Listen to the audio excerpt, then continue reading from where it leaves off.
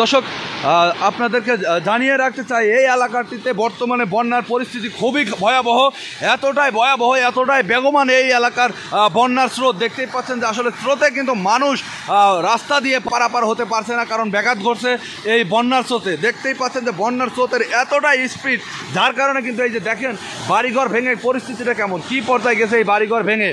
আসলে এতটাই বন্যার স্পিড, আপনারা হয়তো বা যারা এই এলাকাতে আসেননি বা দেখেননি তারা হয়তো বা বুঝতে পারবেন না যে এই এলাকার পরিস্থিতিটা কেমন, মানুষ আসলে কতটা কষ্ট করছে। আসলে এই ভয়াবহ বন্যায় মানুষ যে কতটা কষ্টে আছে, কতটা মানে অনাহারে আছে, না খেয়ে দিন কাটাচ্ছে তারা। আসুন আপনারা এদের পাশে এসে দাঁড়ান, যারা এখনও ত্রাণ নিয়ে বা এখনও সহায়তা নিয়ে আসেননি দ্রুত করে এই এলাকাতে আসেন। এটা হচ্ছে বুড়িচং এলাকা, কুমিল্লা বুড়িচং এলাকা, খুবই ভয়াবহ এলাকা।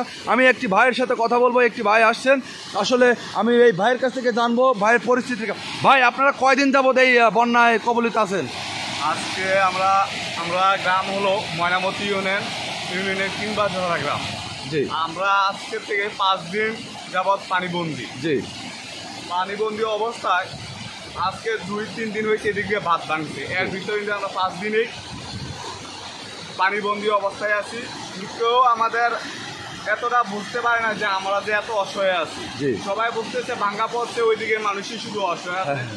আসলে যে আমাদের এই গ্রামের মানুষগুলো অসহায় আছে এই জিনিসগুলো তারা বুঝতে পারতেছে না, কারণ এইগুলো এইদিকে ঢুকে নাই, মানুষ ঢুকেছে ওইদিকে। আচ্ছা। আর আমাদের যে পরিমাণ ক্ষয়ক্ষতি হয়েছে যা ভাষায় প্রকাশ করার মতো না।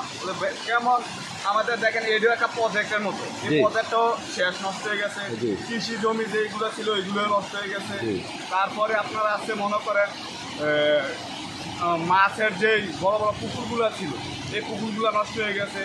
তারপরে আপনার নষ্ট হয়ে গেছে কি আমরা যে বসত বাড়ির যে বিছাগুলো ছিল, রাস্তাঘাট ছিল, মানুষের যে থাকার যে আশ্রয়গুলো ছিল সবগুলোই আপনার নষ্ট হয়ে গেছে। আর যে মানুষের যে খাবে, যে পাক করে যে মানুষের যে পাক শাক করবে এমন কোনো পরিস্থিতি নাই। আর দ্বিতীয়ত হলো ওষুধপত্রও নাই। আর দ্বিতীয় কথা হইলো যে আপনার যে ইলেকট্রিক যে মোবাইল চালাবে বা কারোর সাথে কথা বলে যে তাদের সাথে তাদের মতবাদ বা তাদের ক্ষোভ কাউকে প্রকাশ করে জানাবে এমন কোনো পরিস্থিতি নেই। আমাদের এলাকায় যদি এরকম একটা জানার চার হতো তাহলে তারা মোবাইলগুলো চার্জ দিয়ে আশেপাশে যারা ছিল তাদের সাথে কানেক্ট হতে পারতো, এরকম নাই।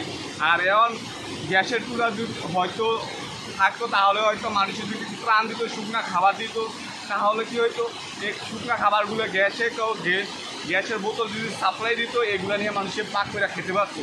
কিন্তু আমাদের এলাকায় এমন একটা অবস্থা যে কিনা কেউ আসিয়া আমাদের এলাকায় দিবে এমন কোনো ইয়ে নাই। তো আমি মনে করি যারা ইউটিউবার আছে, যারা প্রবাসী আছে, যারা আমাদের এলাকার যারা পশ্চিমে আছে, যারা শুকনা অবস্থায় আছে, তাদেরকে অনুরোধ জানাবো যারা বন্যা কবলিত এলাকায় আছে তাদের পাশে যাতে সাধারণ মানুষ বা যারা ইয়ে আছে অন্তত একটু তাদেরকে একটু দেখার জন্য ইয়া করবেন। কারণ হইলো মানুষ খুবই অসহায়, বা চোখ দিয়ে যে কান্না করার মতো আমার চোখে পানি নেই, কারণ আমরা খুব অসহায় আছি। তো আমরা দোয়া করে যে এলাকায় আছে যতটুকু পারেন ততটুকু নিয়ে আপনারা আমাদের একটু সাহায্য করেন। এমনকি পাশের যে গ্রামগুলো আছে বন্যায় কবলিত হয়েছে তাদেরকেও আপনারা হেল্প করার চেষ্টা করবেন, এই বলে আমার। ভাই আমি আর একটা বিষয় আপনার সাথে একটু যুক্ত হতে চাই, সেটা হলো আপনারা কয়দিন যাবত কারেন্ট মানে বিদ্যুৎ ছাড়া আছেন? আমরা যদি বলি বিশেষ করে তাহলে 1 সপ্তাহের উপরে আমাদের কারেন্ট নাই। তাহলে এই এলাকায় 1 সপ্তাহ কারেন্ট নেই, অবশ্যই কোনো না কোনো বাড়িতে অবশ্যই ফ্রিজ আছে। সেই ফ্রিজের মাছ মাংস পচে যাচ্ছে কিনা আপনি আসলে এভাবে? ভাই আমার নিজেরও ফ্রিজ আছে ভাই, আমার যে মালামালগুলো আছে সবগুলো ভাই একবারে ধুলের সাথে হয়ে গেছে, যা প্রকাশ করার মতো না। পাকাইয়া খাইতে পারতেছি না, কোনো আত্মীয় স্বজনে বাসা দিতে পারতেছি, সব দিকে পানি, গাড়ি চলাচল বা নৌ চলাচলের মতো ব্যবস্থা নাই, যার কারণে ফ্রিজের মালামালগুলো সবগুলোই নষ্ট হয়ে গেছে।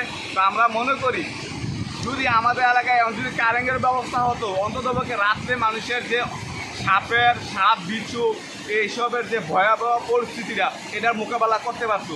হয়তো ফ্রিজগুলা অন করতে পারতো, মানুষের মোবাইলগুলো অন করতে পারতো। এখন তো মনে করেন কারেন্ট না থাকার কারণে আমরা কোনো কিছুই করতে পারতেছি না।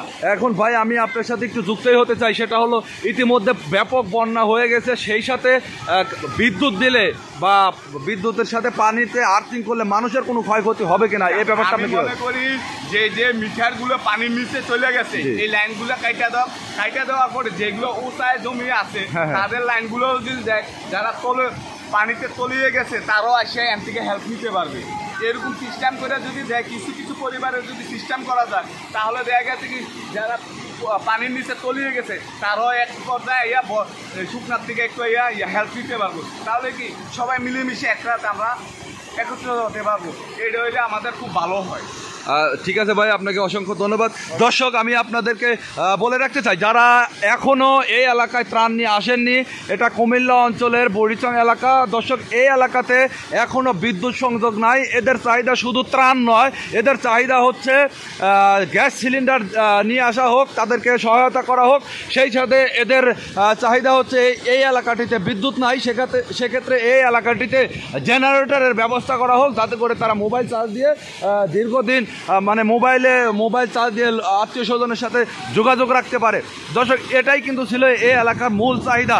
তো দর্শক, বিদায় নিচ্ছি এখানেই। আল্লাহ হাফেজ।